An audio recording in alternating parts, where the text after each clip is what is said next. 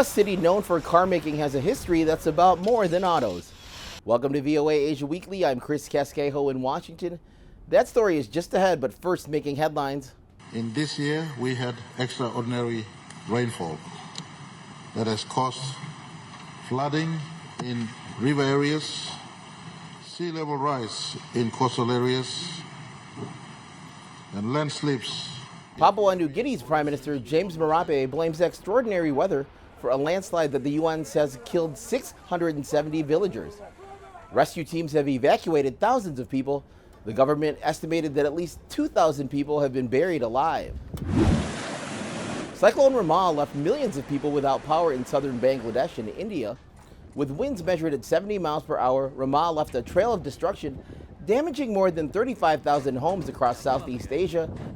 Thailand's former Prime Minister Thaksin Shinawatra will be indicted next month on charges of insulting the monarchy.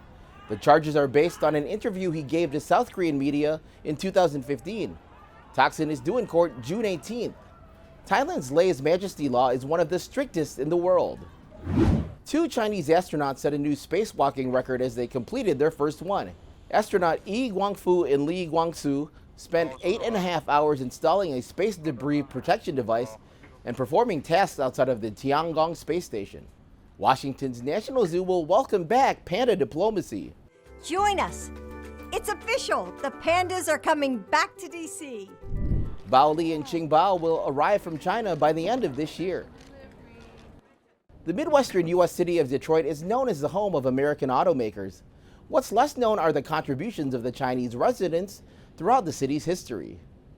Detroit may be known for its car industry, but there is something else famous among locals that can be found in the city and suburbs of Detroit: the signature dish, almond boneless chicken. Here you have it, the almond chicken with the scallion waffle. While its exact origins in the New World are unknown, local lore claims the dish is the product of Chinese immigrants from the early 1900s. It's hugely popular in Detroit and the surrounding suburbs, a region with some 70,000 Chinese Americans. There used to be a centralized Chinatown here.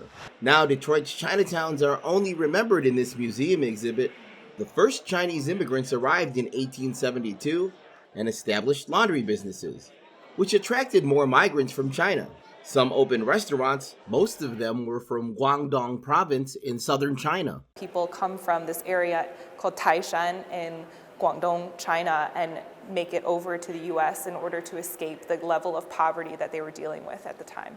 Many Cantonese-speaking immigrants face new obstacles in their new home. In 1882, the Chinese Exclusion Act banned Chinese laborers from entering the U.S. with only a few exceptions. Those already living in the U.S. had to get permission to re-enter if they left the country. Chinese immigrants could only live in certain neighborhoods, but they kept coming. This is my father. He came, and this is 1939. 4 years later, the U.S. repealed the Chinese Exclusion Act. Wing Lim Wong and his sister grew up in Detroit's second Chinatown after the first one was forced to move for a new freeway in the 1960s. Their father worked in a restaurant, which he later bought. At the age like maybe 11 years old, you start learning maybe help out with waiting the tables. The second Chinatown was in a rough part of Detroit, remembers Curtis Chin. He wrote about his family's restaurant. The red light district, yeah, it was terrible. I mean, it was tough. We were exposed to a lot of things growing up as a kid. You would see the prostitutes on the road all the time and coming into our restaurant too. Most of the businesses in Chinatown closed due to rising crime, including Wong's. The area eventually revitalized with new businesses, but this no longer feels like Chinatown. It's not a Chinese community anymore down there. And that's the sad part. That's the sad part.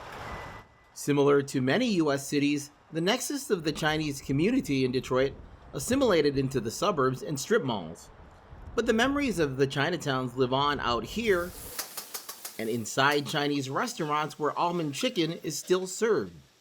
To see more of our special series on Chinatowns across the world, visit voanews.com. And finally, meet Madison Castine, a Thai American who aims to be one of the few Asian Americans to break into professional soccer. The 16-year-old played for Thailand's national team in this year's Under-17 Women's Asian World Cup tournament.